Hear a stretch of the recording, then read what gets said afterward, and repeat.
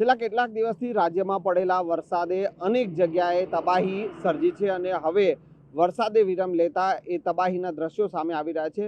હું સીધા એ દ્રશ્ય આપને બતાવીશ કે આ દ્રશ્ય જે છે તે કચ્છથી મોરબી તરફ જતા એ રસ્તાનું છે અને આ રસ્તા જે છે તેના પર વરસાદી પાણી ફરી વળ્યા હતા અને તેના કારણે અનેક જગ્યા જે છે તે રસ્તાઓ તૂટી ગયા છે।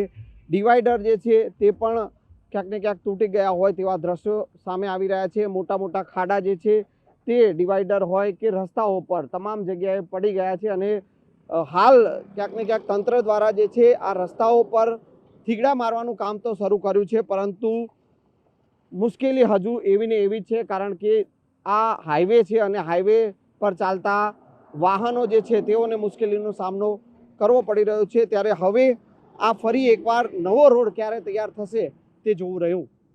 કેમેરામેન નિલેશ સોસા સાથે સંજય ટાંક, ન્યૂઝ 18 ગુજરાતી, માળિયા।